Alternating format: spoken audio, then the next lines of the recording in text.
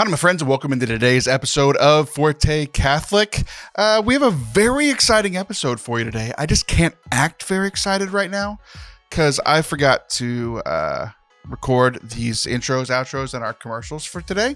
As well, I'm currently doing it at 11:46 p.m. the night before this show comes out.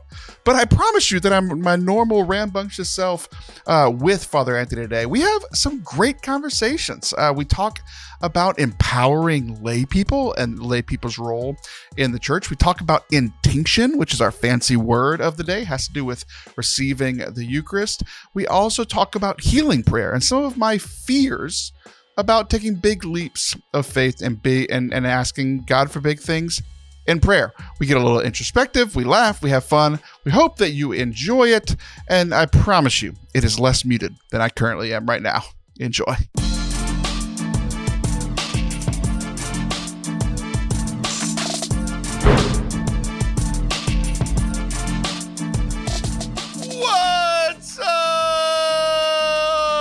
Forte Catholic. I am Taylor Stroll. That is Father Anthony Sciarappa. Father Anthony, how are you today, buddy? I'm doing all right. I am the boss of my parish this week. My pastor is away, so I am giving myself a raise and telling all the employees that they don't have to work this week. So we've just been partying. It's been great.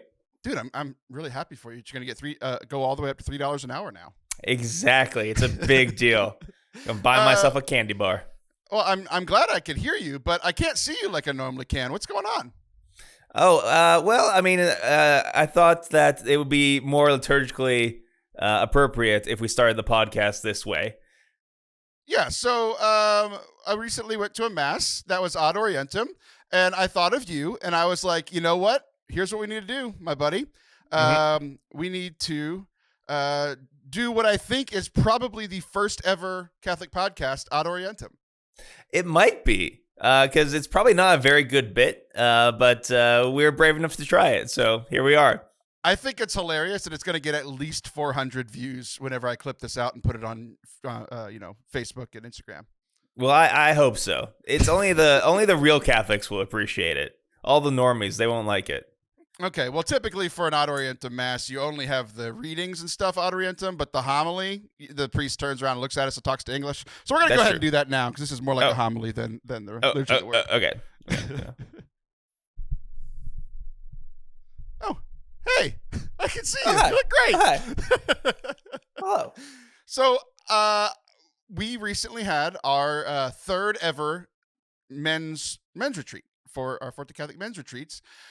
You came to the first one, and one of the things that we did, it's this very funny thing to me, because it's like, to me, when I hear like ad orientem and like Latin, I think like big church, no lights, maybe a few candles. Yeah. And like, everyone walks in like, not humming as in like la-di-da-da, but like, oh,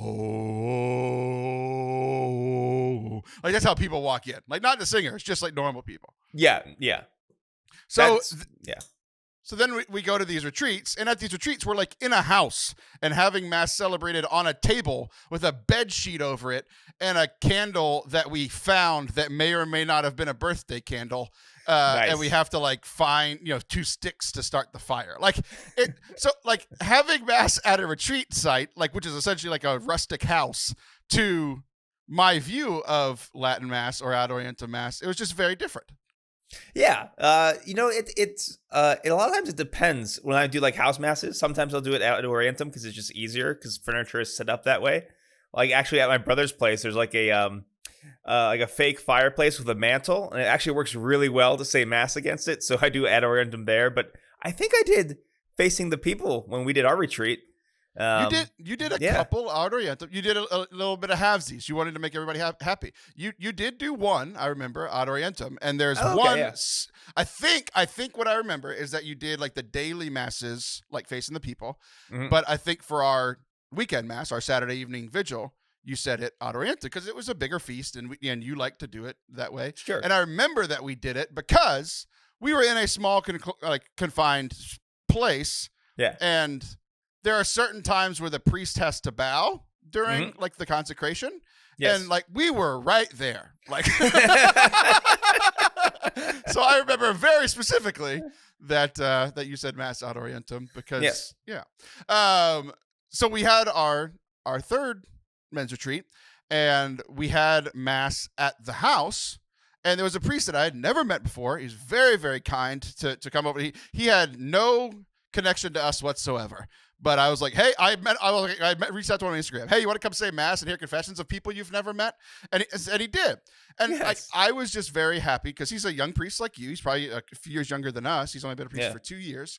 And he was comfortable enough to like say, hey guys, would you mind if I said Mass ad orientem? And we're like, no problem at all. Like the table was already set up. So the only thing that I learned from my experience from you is I just moved the table up a few feet so that whenever he had to bow, you know, we all still had our dignity. Yes. That's good. So that's where I got this idea of, I wrote a note right after Mass. I was like, we have to do a podcast ad orientem. We have to do it. We have to do it. Which is great because, let's see, 10% of people that listen to / watch this show, 10% watch it on YouTube. YouTube.com. Oh, right. I forgot about that. Most people are just the other 90% are like, what are you talking about? So hello, audio listeners. You know, hello to 90% of our listeners who are just going to have to laugh at it when they see it on social media, because that's definitely getting clipped out 100%. So one of my first, not my first, wait, maybe it was.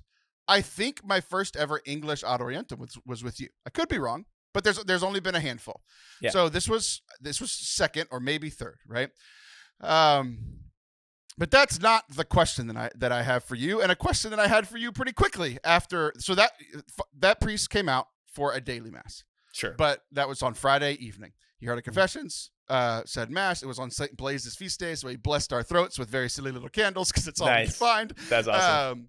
But then we went to the local parish, and like the local parish, it was so small, like we had 8 guys on the retreat, and we doubled the Mass. It was hilarious.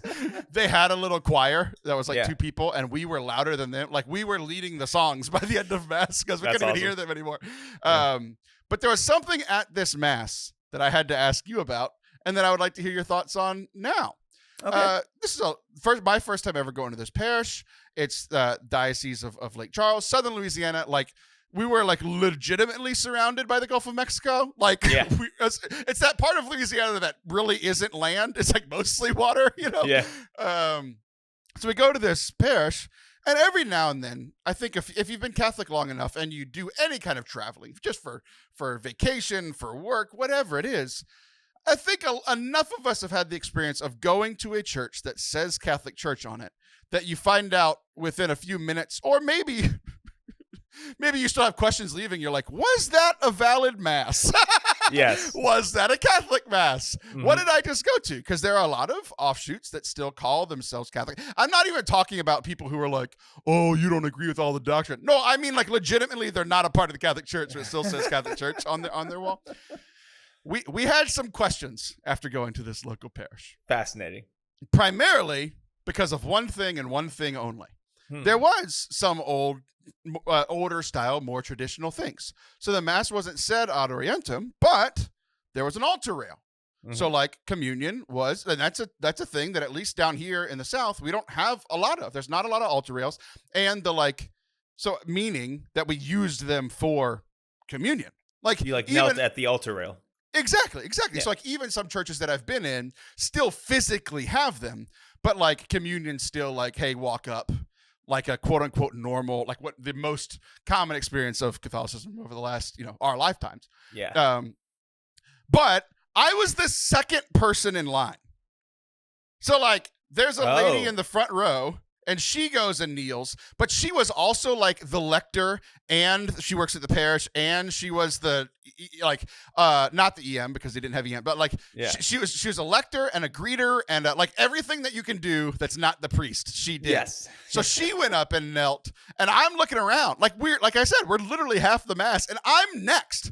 I'm the person that has I'm like, what do I do? That's fun because you don't know if that's like the normal thing of a parish or if she's just a crazy person. Or if she's just or if she's going to be the EM, because I'm still not sure at this point if we are doing communion rail. I have done it, but usually I'm like in the back and I'm like the 85th person to go. And I'm Catholic. Everybody that's Catholic has at some point had to learn by watching somebody else. But I'm watching one lady, and as you said, she could be crazy. She could be like the EM, and all of a sudden he's like, "Oh, you're the EM now," and I'm like, "Oh no, like what happened?" So anyway, we go to the communion rail, which I have done before. That wasn't the craziest part. It was silly, but it wasn't the craziest part.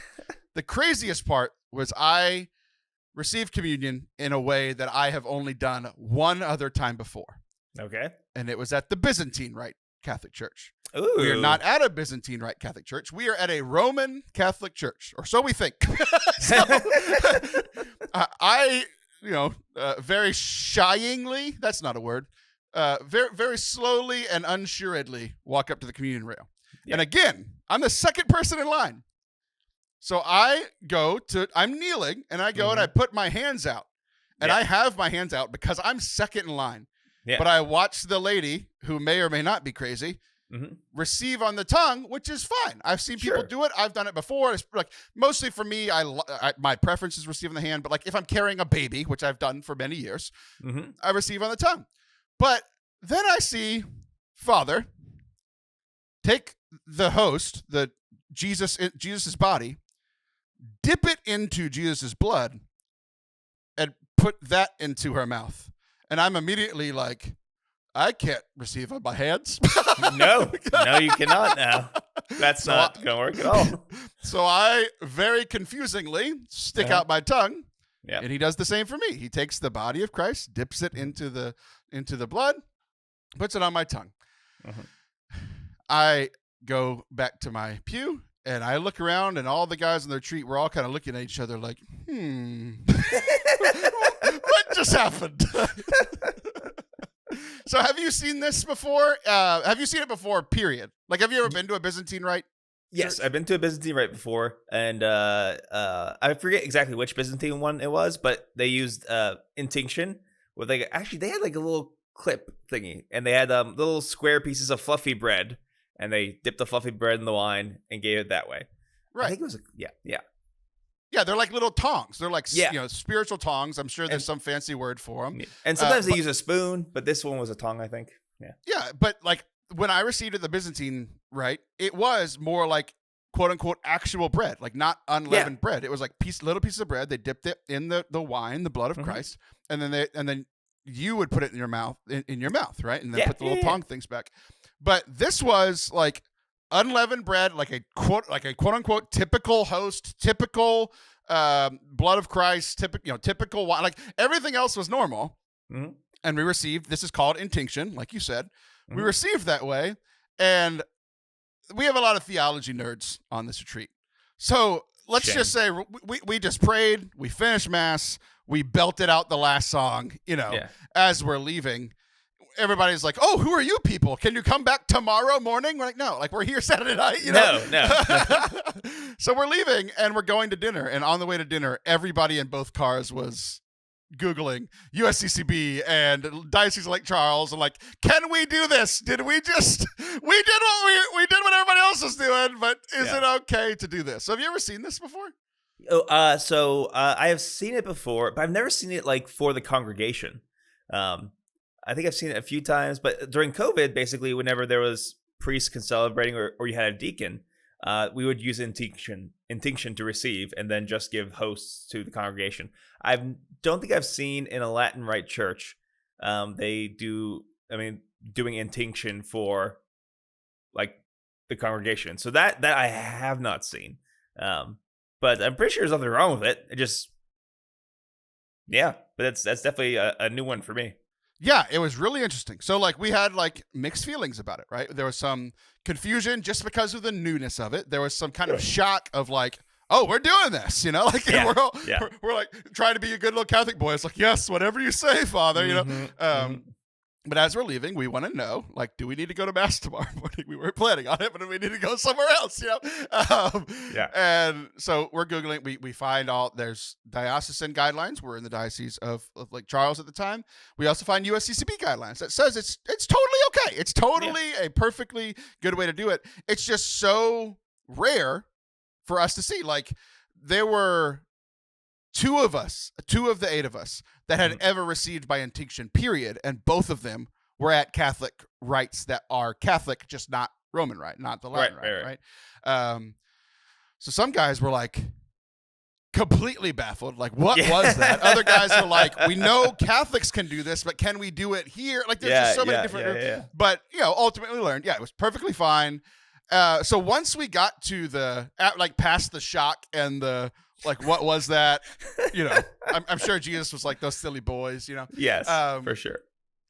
But after receiving that way, so you said that you've received that way just during COVID was primarily the way. Yeah. Mm-hmm. And that, I'm guessing that was some kind of like, let's not share germs with the deacon kind of thing. Yeah, it's like it's not everyone's like drinking from the chalice. That way, you still receive from the chalice, but it's through the Intinction. So it's just this was cool. So yeah, after the shock and awe wore off, all of us were like, that was incredibly cool.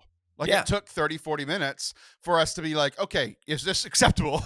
Then once we realized that, we're like, it was a really cool experience. Because looking back at it, some of the guys, like my diocese brought back the cup for the lay people, like the blood for the lay people like a year ago or so. Mm-hmm. I'll share my experience with that in a minute. But there are some other guys that came from like Dallas, Fort Worth, where those bishops have not brought back the chalice for everybody. The priest would receive and just have a little bit of wine that turned into the blood, just enough for him, and then that'd be over, and then everybody got to receive the body. Yeah. And there's a lot of those guys that had not been able to receive, they haven't received the blood of Christ in 2 years since COVID hit. So it was really cool for them because this was a way that they were able to receive where, like, you didn't have to worry about germs, right? Right.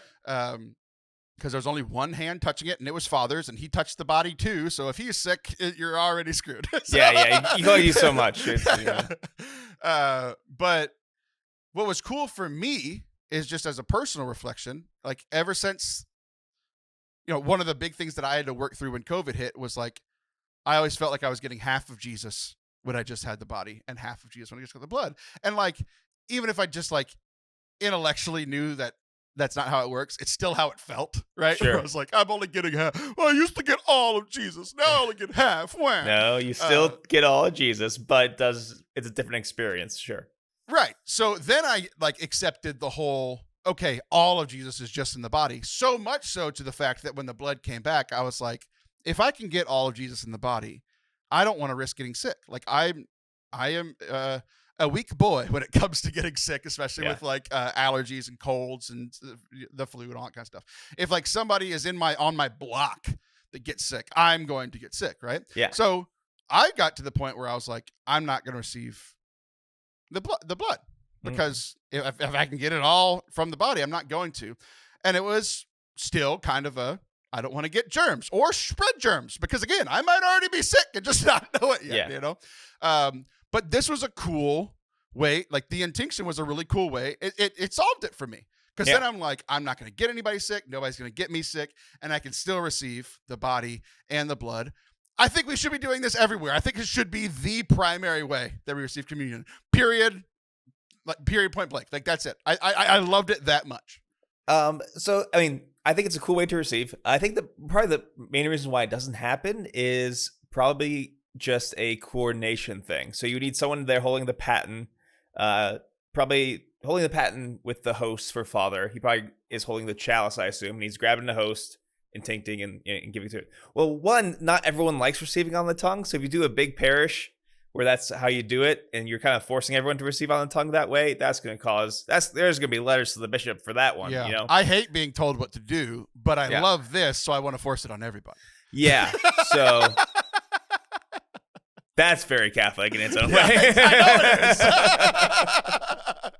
it is. Yeah. So it's probably, and then, I think it would just take longer probably because you have to be a little bit more careful. So I think it's probably just a practical reason. But if you have a small congregation like where you're at, that sounds great.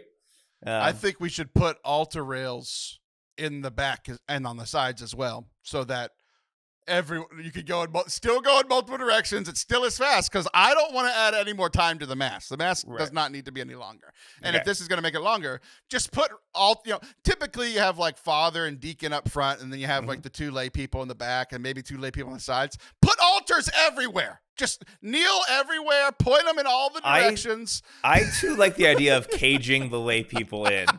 Because they get rowdy. You got to keep them all in one liturgical pen there with the altar rails going all around the church. So, yeah okay. Once the first reading is over, you're locked in or locked out, no matter what happens. You can be a little late. We're a little merciful. But once the first reading is over, once the psalm comes on that nobody's going to listen to or remember, that's the moment. You have to be locked out or locked in. That's it. Mm-hmm.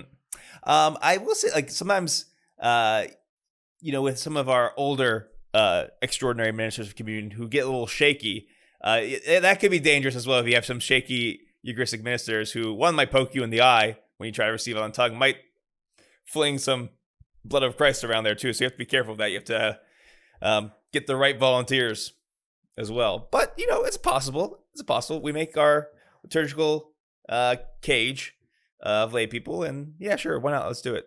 He'll poke your eye out. Yes. I just thought it was great. I thought it was really cool, and I think it's an experience that most people have not gotten to experience, and I think more people should. So there's a little bit of silliness on the end of it, but I don't think it should be forced on everybody. But I do think we should do it every now and then because it was really cool. I liked it, and I was like, some like people that listen to the show know that like a lot of the more traditional things I'm not a super fan of. I'm like, I'm glad other people get to do it, but it's not really my thing. Ad orientem, I'm cool with. Latin, I like knowing what's going on, right? Yeah. So like, those are just my personal preferences, and I made the jokes. Like, just my personal preference doesn't mean I need to force it on everybody, right? Yeah. That's kind of my joke. It's one of my biggest pet peeves, which is why I made the joke. But as a fan of options, I just think it should be an option. Like, why am I 33 years old? I've worked for the church my entire adult life, and this is the first time I've ever received the intinction at a Roman rite when it's allowed. Like, I just think we should be doing it more. Yeah, like I said, I mean, the only problem is it could easily be not a lot of work, but there are so many things that go on in a parish that a lot of times the last thing anybody wants to do is mess with the liturgy stuff, for good or for ill. So I think you see hesitation on the part of pastors with that stuff. But yeah, like I said, there's nothing wrong with it. I know you say you're busy a lot, but I mean, it's quite literally your job. So I'm not going to let you complain about an extra 2 or 3 minutes at your masses. I'll complain about an extra 2 or 3 minutes in your homilies, but I'm just saying, you like, sometimes you don't want to mess with the stuff that people are used to, because they get cranky. You people are very cranky people. Change anything and we get all kinds of emails and stuff. Yeah. I don't want Here's that. what I need you to do. I need you to become the pastor of a parish that has 8 people per Sunday mass. Okay. And require intinction. That sounds great. I'm all for that. And then you won't be busy enough so you can finally, work on the mass, priest. Yeah. Be the best. All right, don't go anywhere. We'll be right back, and I'll put Father Anthony in some more awkward situations. It'll be fun. If you're enjoying today's show and want more of what Forte Catholic has to offer, check out our YouTube channel, youtube.com/Forte Catholic. It's where you can find the last 150 episodes of this show in video form. We've also got our Foundations course that's complete. It's done. It's our 10 videos on the 10 things that Catholics need to know the most, like an introduction or reintroduction to Catholicism. It's been going very well at our parish. People are really enjoying it and growing in their faith. So why not try it out? We've also got our Catholic Perspective series where we look at some of our favorite video games, movies, TV series. We've got a lot there from some of the best movies, TV shows that have come out over the last couple of years. We've also got some coming out soon, which include a movie I just watched, Ant-Man and the Wasp: Quantumania. We are also going to do one that has a cuss word in the title.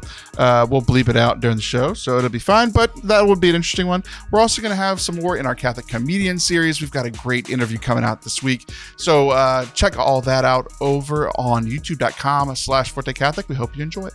Welcome back to Forte Catholic. I am Taylor Schroll. That is Father Anthony Jeremiah Sciarappa. I saw something. We are, as we're recording this, our parish mission is going on, and it's some of our friends doing the parish mission. Chris Bartlett, who was on the men's retreat, and we've played video games together. You seem confused. His name is Ninjaro on the internet. Yeah. He's leading the parish mission with my wife's boss and DRE at our parish, Kevin Kapczynski. Cool. No one asked me to help at all, which is just thrilling. But I thought it was. We were at the parish mission last night, and it was cool. Like, I've led a parish mission before. I've led stuff like parish mission before, so it's pretty similar kind of thing. It's like I'm used to a priest come up, do the opening prayer. I'll do some kind, me or the mission leader will do like a 10-minute, like, some kind of interactive thing, whether it's a game or it's a like, hey, like ask your neighbor about this question or whatever. Share the, what's the gospel in 1 minute with your neighbor, whatever. And then we come back, I'll give like a 30-minute talk, and then we'll have some kind of prayer. It's like, I'll lead people through Lectio Divina. I'll lead people through praise and worship. I'll lead, like, if Father wants to stick around, we'll do adoration, confession, that sort of thing, right? That's a pretty typical parish mission or like worship night at the parish. Sure. Last night was not that. Last night was the first time I've ever seen like a family-focused parish mission. Oh, okay. So tonight I'm going to the parish mission, and it's more kind of like what I just said. Chris is going to give a talk to the adults, 30 minutes. We'll do some kind of prayer. Kevin will lead us in adoration, I think, or in worship, and I think we're going to do adoration. So, more typical kind of thing. Last night was different. It was not in our church. Tonight's in our church. Typical parish mission. Last night was in our PAC, our parish activity center. It was the knights cooked burgers and hot dogs. We all did like potluck sides and drinks and desserts. And there was like hundreds of people there.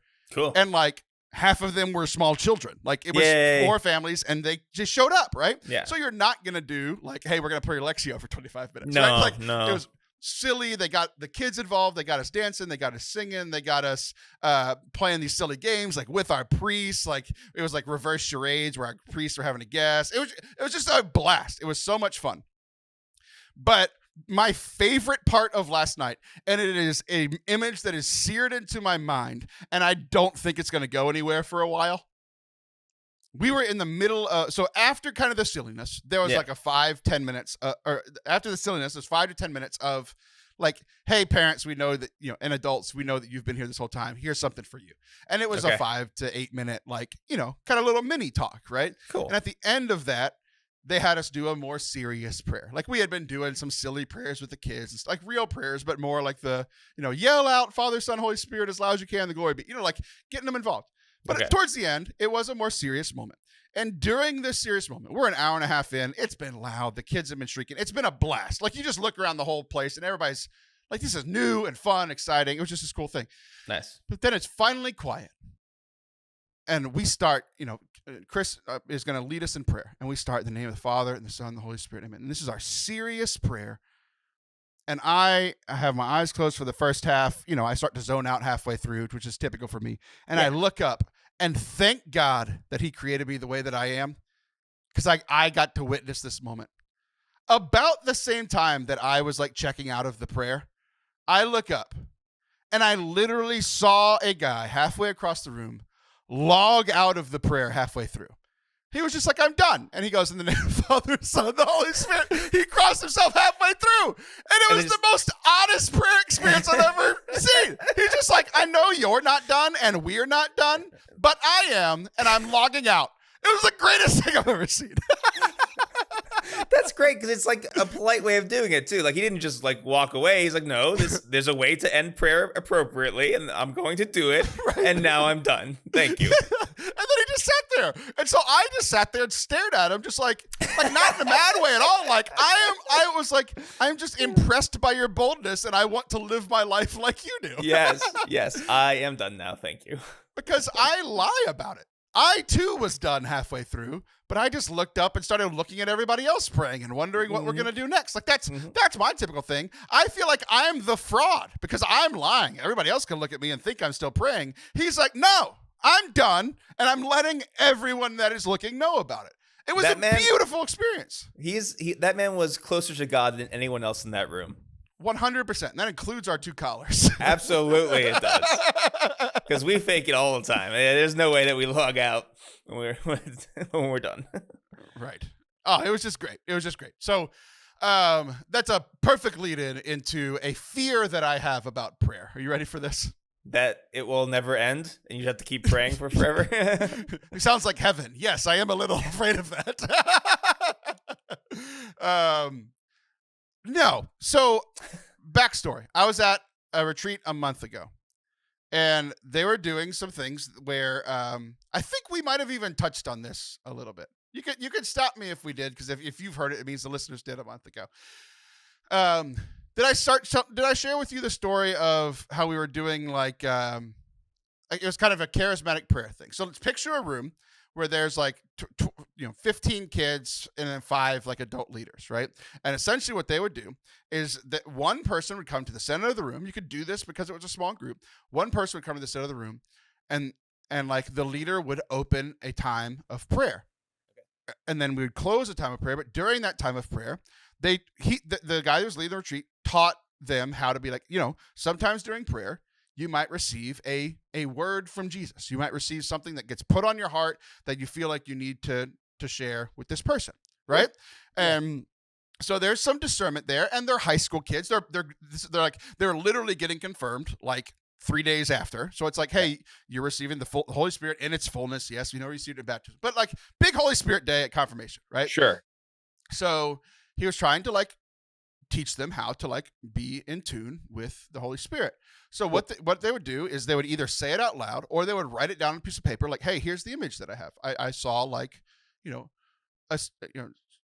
small crashing waves or whatever. And then sure enough, the person would be like, we had some incredible moments. Like they were like, yeah, like right before my dad passed away 2 years ago, the last thing that we did before he died was we went out to the beach and we got to experience the beach together one last time. And it was like these incredible moments where like that kid didn't know that story. So it was just like super good for people, right? Mm-hmm. But at the same time, there were moments where it was like, I see the color blue and a stop sign. They're just like, nope, no connection at all, right? Yeah. So like the whole time, anytime we do something like this, and I was involved with Charismatic Renewal for years, and it's like anytime we do something like that, I've always wondered about like the cost benefit analysis. Like, is the good connections worth the connections that don't work? Is the risk of possibly being wrong worth the reward of possibly being right? Because there are kids there that could possibly have the experience, whether it's kids or adults or whatever, that could have the experience of like, I kind of doubted God existed, but there's no way that person would have known this thing about me. God told them, and then they told me. So now I know that God's talking to at least somebody in this room, right? Mm-hmm. But there could be you sit down and you're little Anthony at 15 years old and nothing connects, and you're just like, well, this is all BS and I'm done, right? Yeah. Where it's like, so there's that risk and reward, right? I have more, but I want to kind of stop. And what do you think about that? My fear of the risk and reward. So yeah, as far as your worry about the risk reward, I think that's a good thing. I think the risk goes up a lot if people don't know what's going on. So especially for a teenager, or really for anybody, because I've seen this with adults as well, you can get into a zone of like magical thinking, and you kind of prime yourself for like this magical experience. And so you can get really disappointed if something doesn't happen, or you can trick yourself into believing that something happens, or especially if you're unfamiliar with prayer and discernment, you may think that everything that you feel is coming directly from God, and all that can be confusing. But if you go into it knowing that like everyone here is going to try their best to discern the best they can, if you don't get something in that way, that's okay. You were still prayed over, cool. And if something clicks, good. And when you're praying over somebody, and to do that with an attitude of humility as well. And when I was doing it with a group of people who've been doing this a long time, they'll say they'll couch it in more like humble words. They won't be like, God is telling me to tell you this. It's like, hey, I'm getting this image. Maybe it's for you. Maybe it's not. Something like that, and they can be a good thing. So, it's best done when there's someone who's like experienced with it and kind of like teach and watch out for the pitfalls and that sort of thing. If you just throw people into it, I've seen a lot of goofy stuff happen. That's not healthy. Yeah, and I think like the person that was leading it was like highly trained in this and has had years of experience doing it. And there was a moment, and I'll get into it in a second. There was a moment that made it like, oh no, and it was nothing that like the leader did wrong. It was just a moment that happened among the congregation. But in regards to your point about like, it has to be it's one of those things where it's like it could be very good for somebody who isn't very well formed, and then they're like, it could be a thing that's like, this is why I believe in God, because I heard these 3 people say this thing and it was great, and it could be a huge catalyst towards growth in faith. At the same time, if that same person who's not very well formed in their faith hears these things and it doesn't work, it could be a big deterrent, and like, I'm walking out the door, right? So I've been talking about this with a few people, kind of, with the cameras off, of like, what am I supposed to do with this? Because like, I know that like fear is not of the Lord, but at the same time, I don't think we should be leading people into situations that we shouldn't be rolling the dice with people's spiritual lives, right? Correct. Like, yes. We could either roll a 4 to 6 and they go to heaven, or we could roll a 1 to 3 and they go to hell. You know what I mean? Like, at least put them on a track that way. And like, I like, as a person who has given their life to professionally be in ministry, it's like, I want to walk alongside people and help lead them to Christ and not play games with it early, right? So I think there is a good. There's an all idea. All that you said, very good. Proud of you, Taylor. This is great. But I think it happens a lot with So I think I've seen this done with unformed people, even like meaning the leader might be very formed, but like the kids or even adults aren't formed, and it's like, I've seen a lot of it's black and white. The people that got the message, they are in for life. But the other people, it's like, I'm never coming back here. It's like, oh no, So, because I think there is some kind of formation needed, because the scripture that always comes to my mind, and I'm Catholic, so I had to look it up. I have it every word memorized, but I had no idea what it was from. Most Catholic moment here on the show so far. 1 Thessalonians chapter 5, verse 21, of course. Test everything, retain what is good.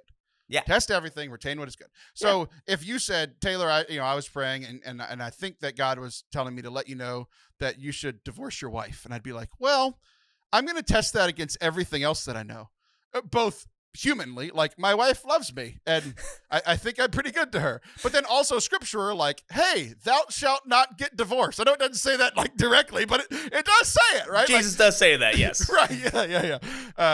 He said it in Latin, not Old English, of course. Of course, and he did it with his back facing his disciples. Could you imagine the Sermon on the Mount and Jesus is facing away? It's like, it's already hard enough to hear him, and now he's talking that way.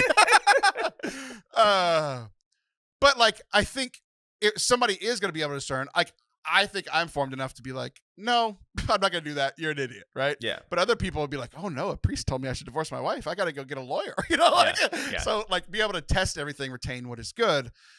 But there was a moment where, how do I say this without giving too much away? There was a former teen that was there to help. That's what I'll say.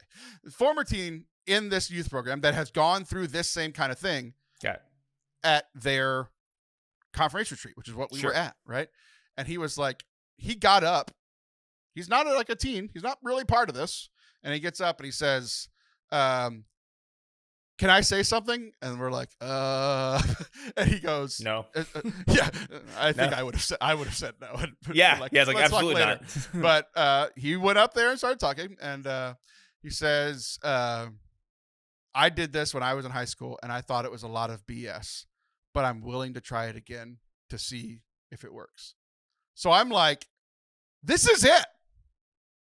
Like, it's either going to work and he's back, or it's not going to work and he's done forever. Like, if you've been gone for 5 years, and you come back and you left because of your experience at something like this, and you come back, if it doesn't work, I have never had more pressure on me as a like, God, if you've ever given me a true word, I need it now, But at the same time, I'm like, that's so much pressure on these kids that are doing it for the first time. And it was just like, it made it super awkward. And like, I've asked every week, it's like, how's that guy doing? How's that guy doing? And I haven't gotten an answer, and it's driving me insane. Like, I might have been a part of the greatest conversion of a man's heart that I've ever been a part of, or he's gone forever.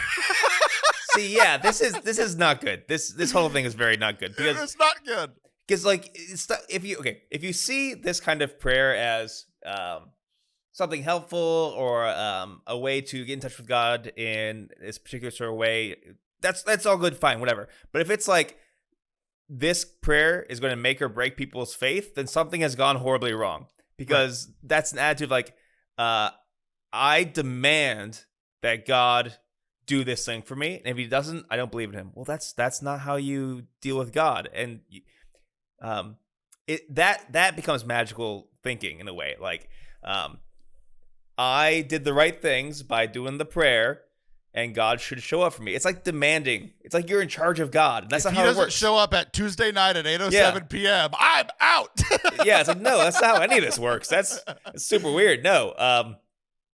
So, yeah, that's not good. That's not how prayer works, because that's not how a relationship works. Right. You don't put ultimatums on your friends in weird ways like that. Wife, if you don't make me happy at 8:07 on a Tuesday evening, I'm going to listen to Father Anthony and divorce you.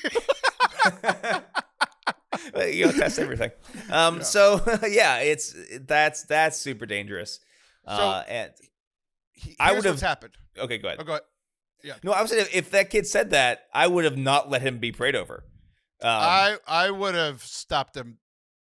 Can I say something? There's so many points of stopping. Yeah. First of all, can I say something? The answer is no. You can tell me quietly, you want. Like, there's no. You don't get to go on stage and say a thing. No, you don't. Yeah. So okay. Okay, go ahead. So stepping back a moment, and then with a reminder of what just happened, right? Yeah. So I am pretty adamant about, like, I want to walk with people over the long haul, meaning I might not do something super pushy or super make or break that early. It's like I might spend a year with students at our school simply learning their name, what they like, what they care about, before I even mention Jesus. And that might be an overcorrection, and some people may be like, by 3 months you have to have mentioned Jesus. Leave me alone, right? I'm figuring it out. But I think I'm like that. 53 days until you can mention Jesus' name. That's the magical window. On the 53rd day, if it's a Tuesday at 8:07 p.m., you may then say the word Jesus. Unless it's a full moon, in which case you have to wait another 23 minutes. Gosh dang it. You got to factor in leap year. It's very complicated. There's a whole equation. Yeah. Mm-hmm. Everyone knows this who's in ministry. Obviously. It's what we learn at the parish.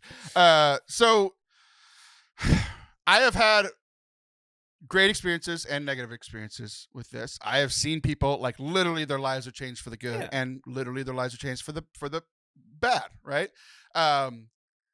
But I think I was noticing what was happening in me, right? Where I was like, because of the negative, I think I may be overcorrecting, and maybe not in my ministry. I don't think I'm overcorrecting my ministry. Yeah. But I think because of situations like this, like what happened that I just shared with you, and I've seen it a bunch of other places too, I think because of that, I have almost no bold prayers anymore. Right?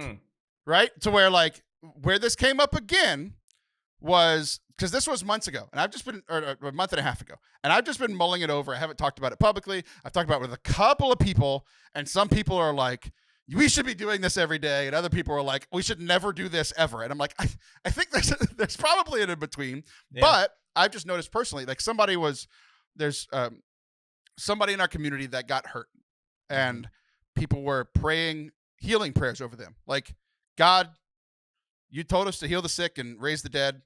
We're calling down you, asking you to heal this person, physical healing, so that they don't have to have this surgery and they can get back to their life or whatever. And they went to people who have had experiences where they pray over people and they've been healed. Sure. And there were like 3 or 4 people that asked for this person to be healed, and it didn't happen. And they had a surgery, or a meeting with the surgeon the next day, like an appointment with the surgeon the next day to set up the surgery. And they asked me to pray for them the day before. And I said no. Because, first of all, I think I'm the 4th holiest by far of the people you've already asked. So if it didn't work for them, there is 0 chance it's going to work for me, right? But at the same time, this is a younger person, solid in their faith, but a younger person, where I don't want to add to 3 of the holiest and 1 other person that works for the church prayed for healing for me. Prayed for healing for me, and it didn't happen. I had to have surgery anyway, and I was out of sports for 9 months. Yeah. And it's like, I would rather not pray for it than pray for it and it not work.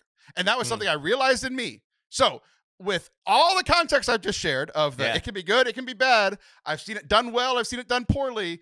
I've seen it work, but I've also seen it not work. And like, again, it's the cost benefit analysis.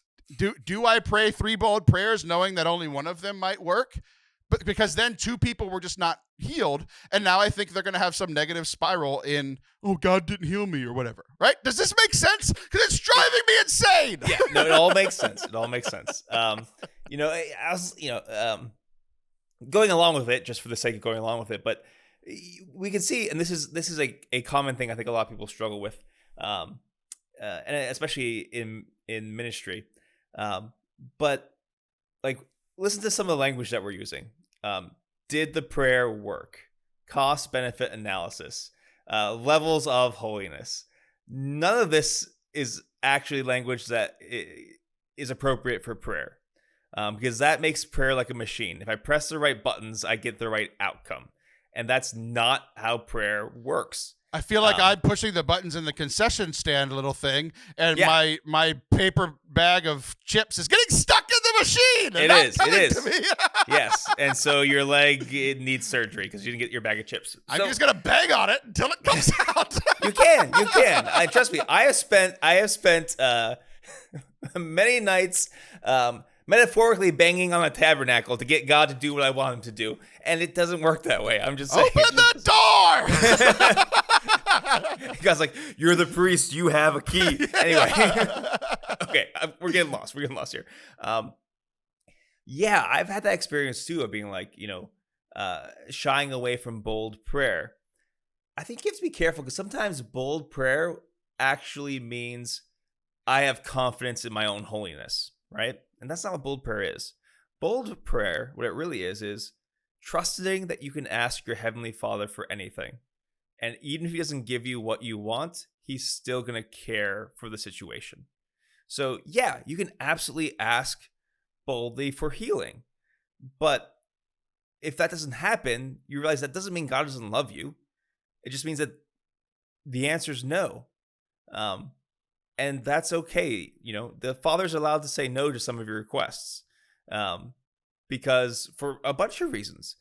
All the healings Christ ever did were just to confirm the fact that, or just to show that faith is actually the thing that matters, or the forgiveness of sins is what actually matters. And if you need proof of these invisible miracles that I have done, then here's a visible miracle.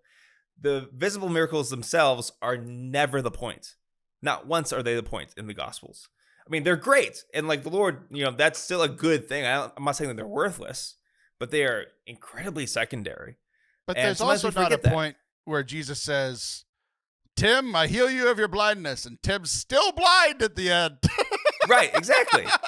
Yeah. But if you think about it, there were a lot of people, actually most people in the world, Jesus didn't do a miracle for. That's like the vast majority of people got 0 miracles. Proximity to the Middle no, I almost said Middle Earth. That was very stupid. The Middle East. Exactly. So and we're not Jesus. So it's not like once we think this is based on my prayer or my holiness, or even sometimes we see faith that way. Like faith is this physical attribute that we have, that if we are strong enough in our faith, then stuff will happen. Like, no, none of that's how that works. This is about relationship. This is about God. And this is ultimately about trust. And no matter how many miracles you get, Taylor, how many healings you get, you know what's going to happen? I'm still going to go to hell? Oh. No. I mean, maybe. Who knows? But before that, I guarantee you, everyone who has ever received a miracle is going to die. Right? Like there's an end of life. Unless Jesus comes back again and zaps us up to heaven, whatever happens when he comes back for the people. Like, so we need more context with stuff, and sometimes the Lord will quote unquote like let us down when it comes to those physical miracles and things, because if he were to give us that, we would miss the point. Sometimes the answer is no, just because we don't know. We don't know why. Part of it's a mystery, but we don't control God, and miracles don't happen through our own holiness. it's Christ who does these things. Right. And so you can ask boldly, but also realize that you're not in charge of God. Right. I understand your answer. Sorry, I monologued for a while there. No. I think it's good for people to hear, but it's not my issue, and I don't think I've been clear on my issue. My issue is, for once, my issue is not me. Yes, it is my action, but I am worried about the result, not for myself. It's not about me controlling God. It's not about God saying no to me in prayer, because that's all I get. It's nothing new for me, right? Yeah. What I am worried about is, like, pastorally worried about the other person if it's a no for them, right? Yeah. To where, like, I know myself. I've been involved in this long enough. I've been told no long enough that if I pray over the kid and his knee isn't healed, I'll be like, but he might be like, God didn't work. This really sucks. Gotcha. And now I'm going to be out for 9 months. I'm worried about this person, right? Mm-hmm. So it's like the risk of, yes, I use cost benefit analysis on purpose just to piss you off. That was literally part of my planning. But it's the risk for them, not the risk for me, right? Because I could do it all day, every day, but I don't know, like, pastorally, that's not healthy. For them, right? Because it's not going to work every time. We know it's not going to work. We know it's not going to, that the answer might be no, whatever, right? So my concern is for the reaction internally of the person over the next day, week, months, years, if it doesn't work. That's the reason that I don't pray boldly. It's not really anything about me. It's about, of course, it's about me because it's in my head, right? But it's about the other person. Yeah, it's my fear about the other person. Yeah, so I think there's one practical thing, is that when you like pray over somebody, when you pray out loud, a lot of times vocal prayers are both prayer and teaching. Sometimes this is done very awkwardly, but sometimes it's actually a good thing. It's like, what are you praying for that person? Like, Lord, we ask that you heal this person. If it's not in your will, then give them strength to see blah, blah, blah, blah, blah, right? So use something like that, of course. That's like a practical thing. But you know what? I think part of it's also, we have to let people go on their ups and downs in the faith. As long as we're not being imprudent, as long as we're not, like, setting them up for failure, right? And saying, like, if you're praying honestly for this person and they get disappointed, God can still work with them later. Like, we know people, and we experience ups and downs in our spiritual lives as well. God's in control of them too. So I think part of it is, like, letting go. And so, yeah, as long as you're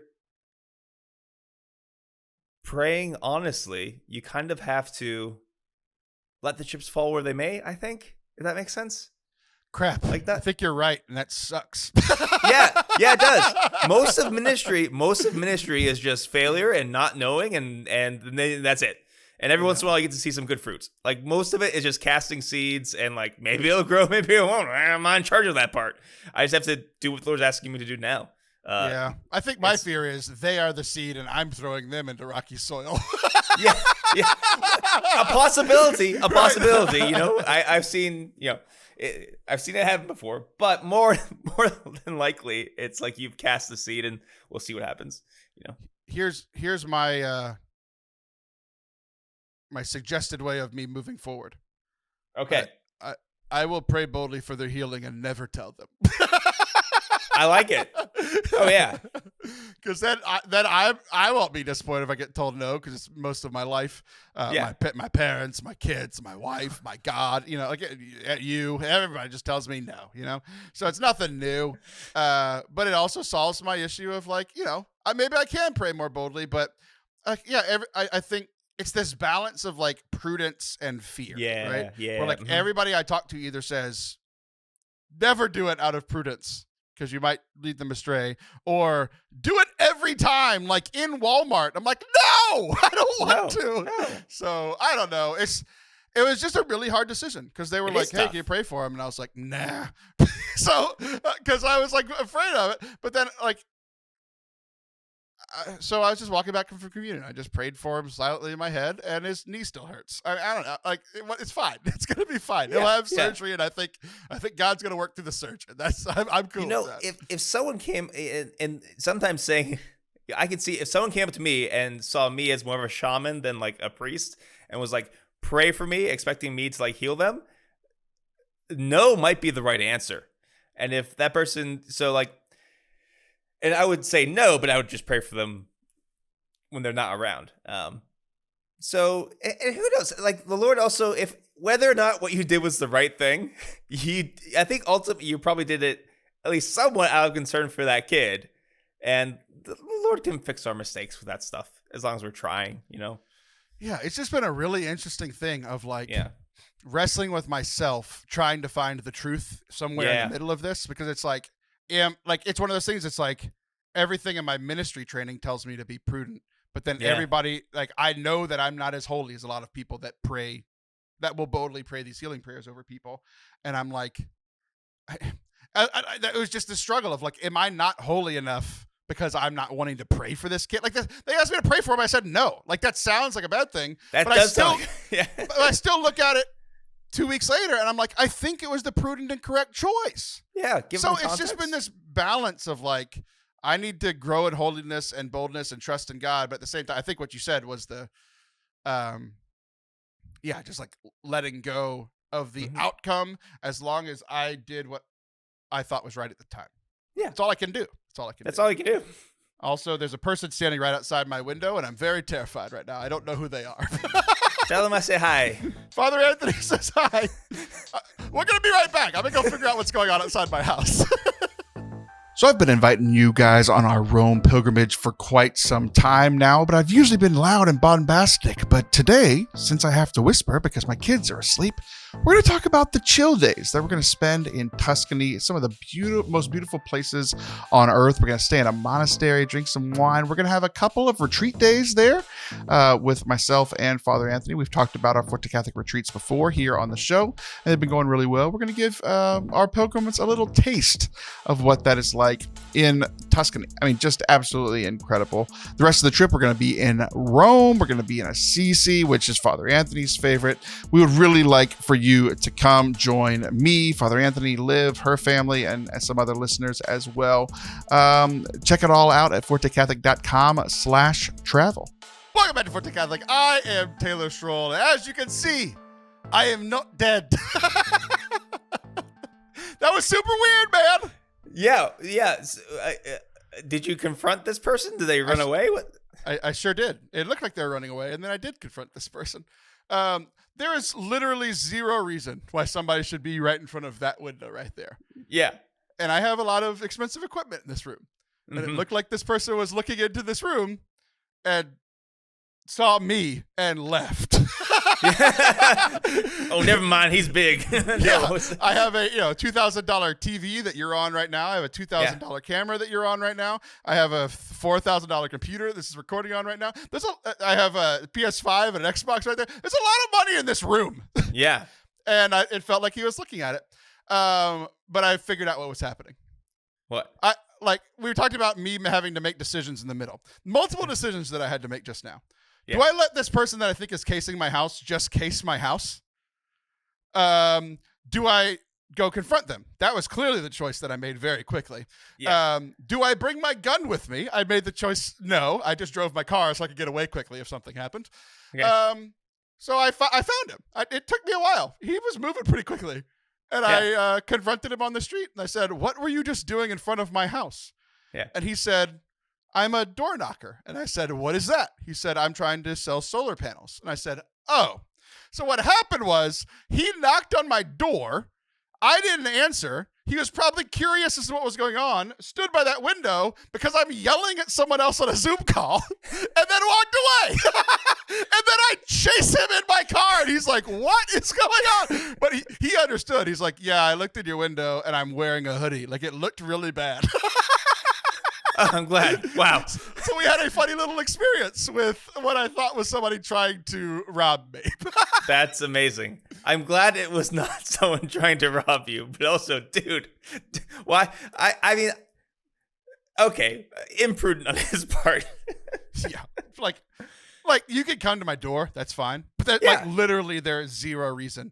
Like we have a front door that way. Right. And then we have another front door that he probably went to because I would have heard him if he knocked on this door. Yeah. He went to like our actual front door. Yeah. So I didn't hear him. It's way over there. I have my AirPods in. I'm talking to you. Yeah. There's zero reason he should have looked at this window. Yeah. Quite literally zero. If I didn't answer, I don't want to talk to you. I didn't hear you, but also I don't want to talk to you. Right. It's very strange. Anyway, I want to have one more conversation here with you. So it is about the laity. I had an experience a few months ago. Oh, sorry, go ahead. Yeah, sorry, what? I had an experience a few months ago that I called you about. Whoa, apparently I'm still worked up. I just kicked my microphone for no reason. Mm-hmm.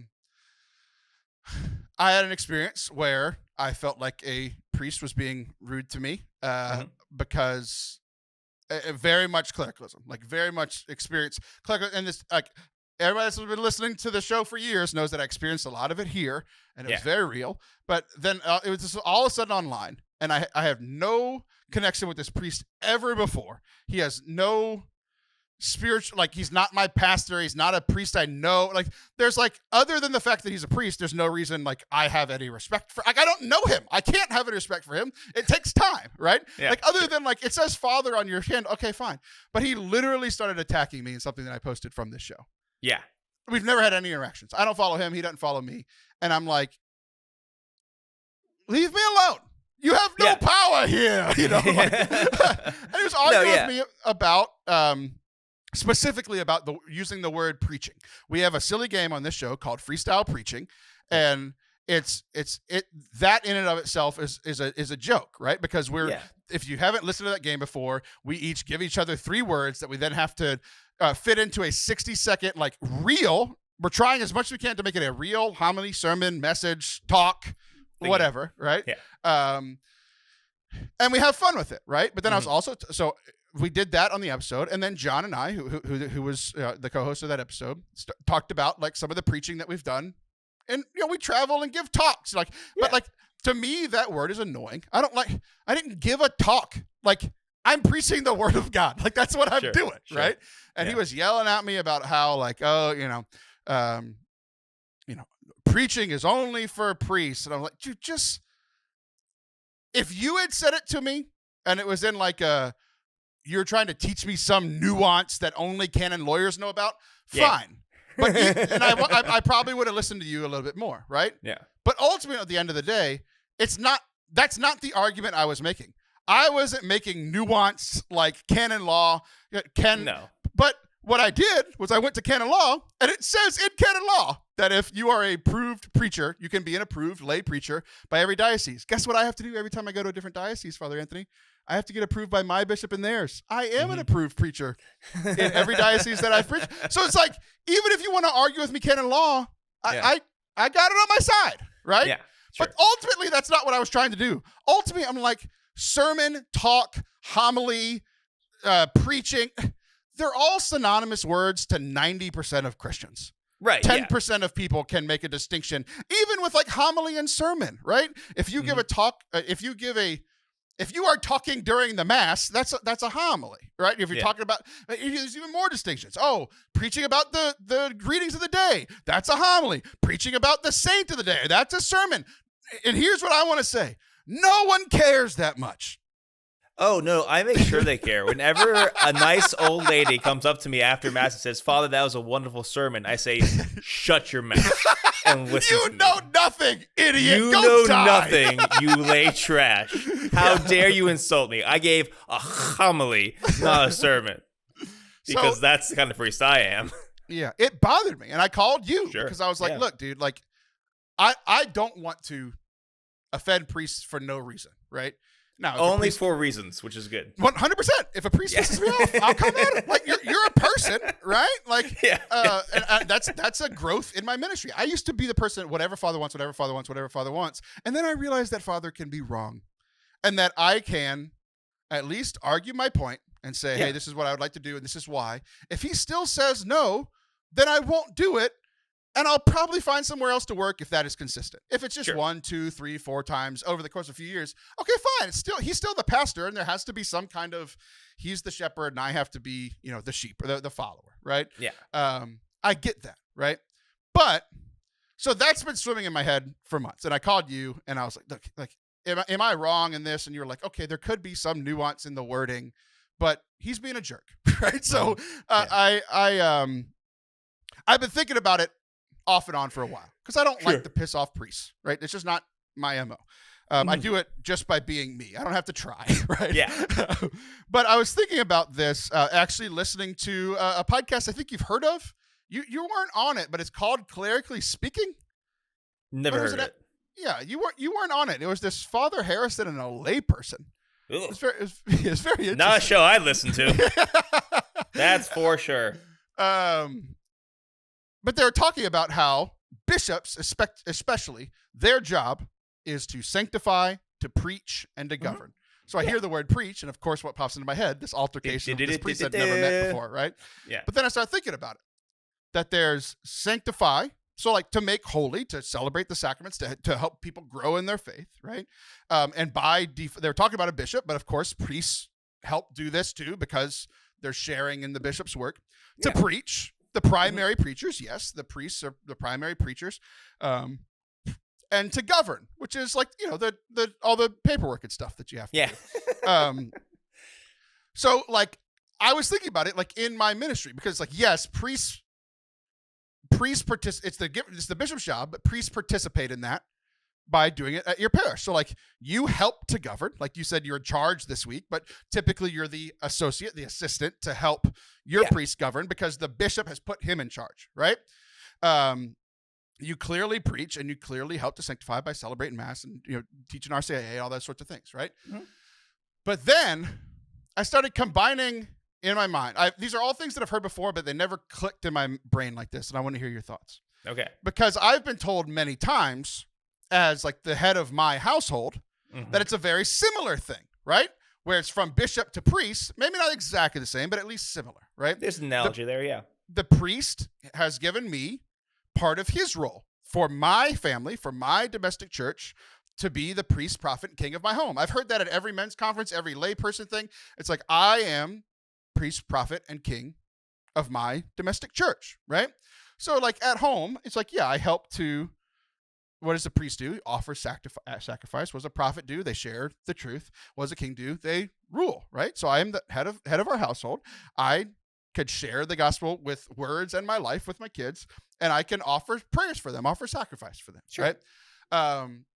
But then, so like, I think it makes a lot of sense for at home, but I think where it gets kind of murky and muddy and where I think, you know, I get priests yelling at me on Twitter is I do this professionally, like wherein the priest can't do everything. You're a very busy person. Our pastor's a very busy person. Yeah. So he says something like, hey, we need something that is teaching our Catholics.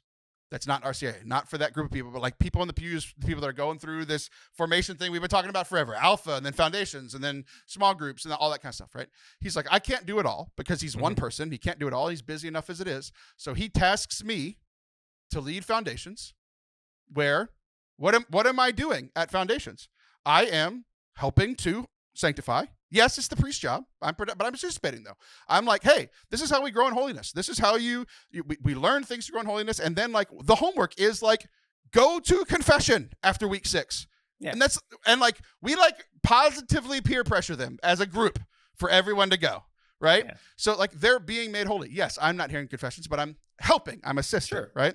As a prophet, what does a prophet do? They preach, they share. So I am doing whatever word you want to use. I am preaching on those days. I am giving a talk. I am giving a lecture. Like, to me, those words are synonymous. People can get mad at it, right? But essentially, that's what I'm participating in. Sure. And as king, yes, the bishop's the king, and then he gives it to the priest. But the priest knows that I, the youth minister, the RCA director, the director, that he gives them some kind of governance over that group. Ultimately, he's in charge. Yes, just like the bishop's in charge of the priest, right?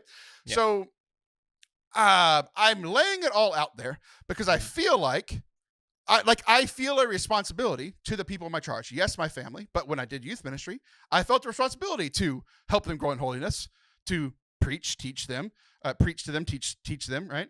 And to govern the youth group, govern the foundations group. Yeah. So what do you think about that? A lay person participating in a part of the priestly ministry as a lay person.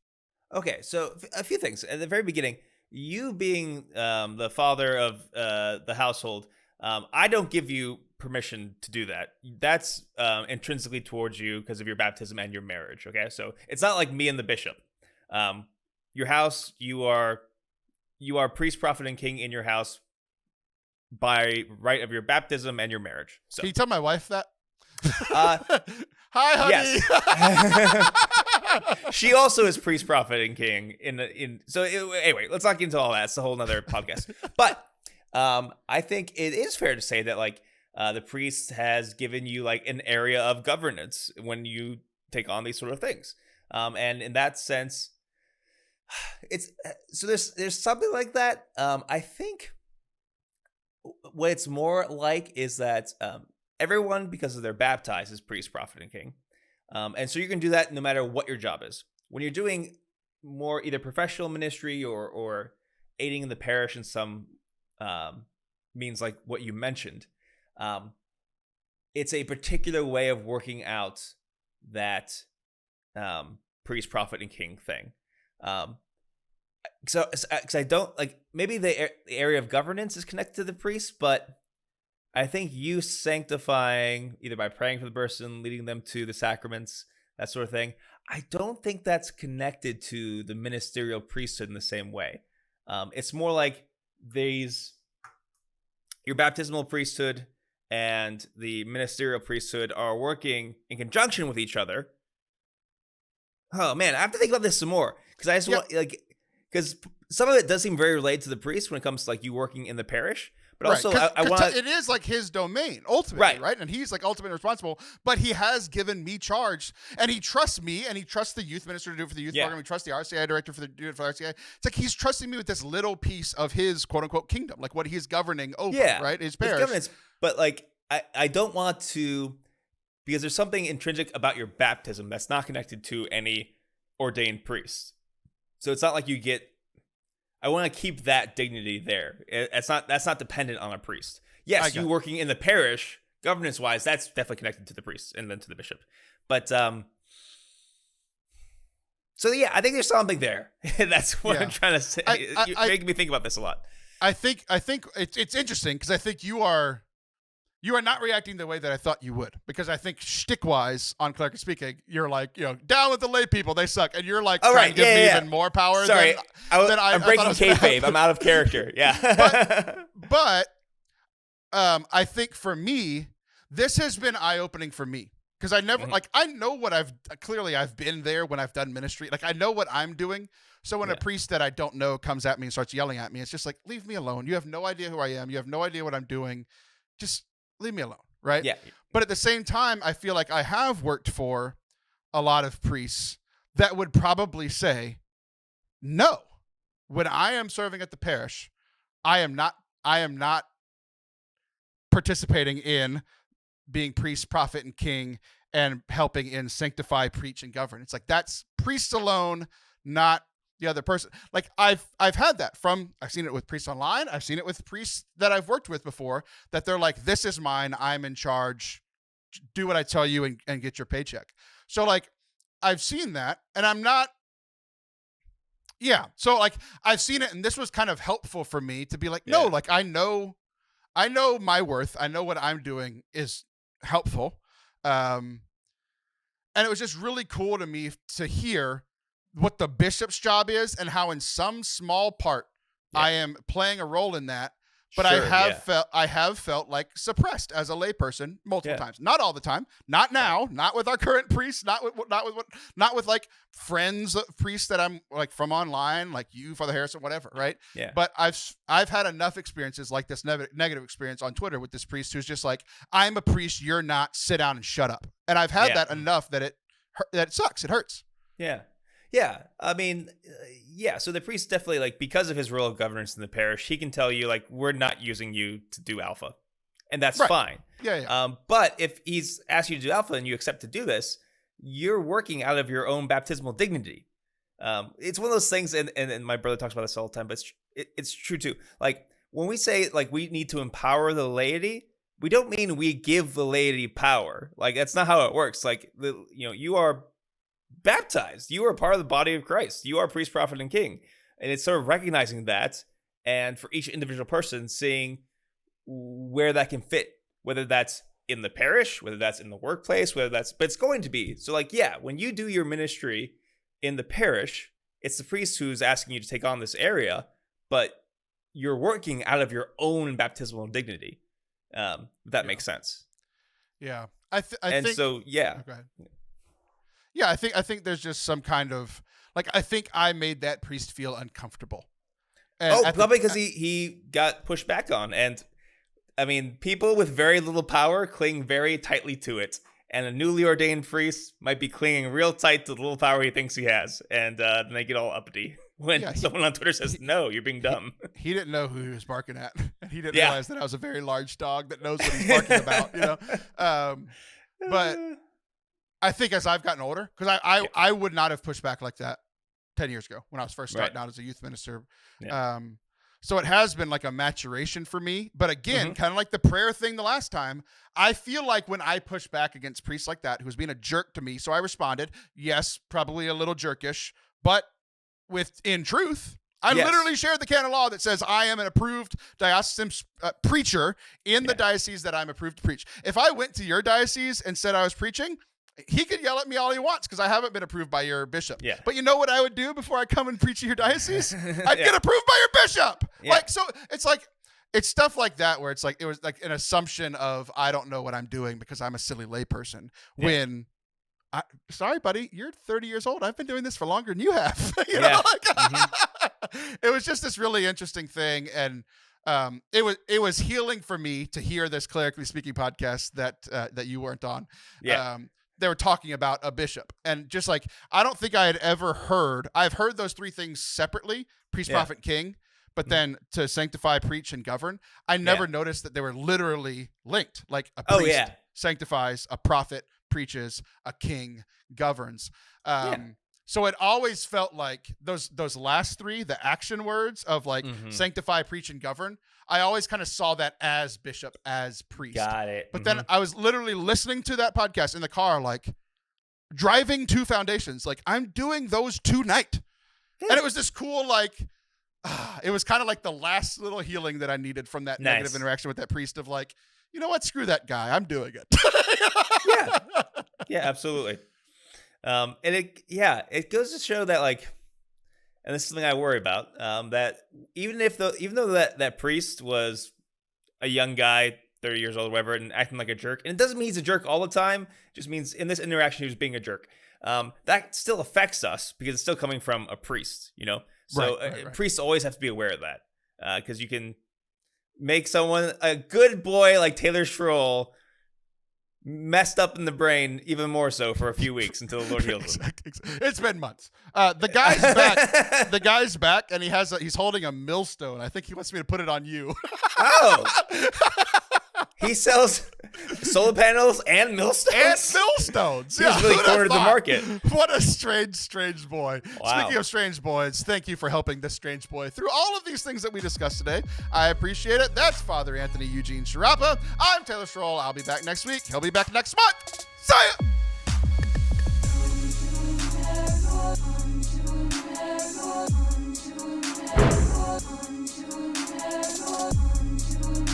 Thank you guys for watching and listening today. We hope that you enjoyed it. I definitely learned a lot. I had a lot of questions coming in today's show, and I got a lot of them answered from our good Catholic priest, Father Anthony Sciarappa. Nobody tell him that I said that because he's definitely not listening. Because why would he listen to a show that he's on? That's so silly. So I hope that you guys have a great week. Enjoy the beginning of Lent. This is coming out right before Ash Wednesday. We hope that you get your ashes and that just please don't give up podcasts for Lent. Please. We need you guys. Love you. See you soon.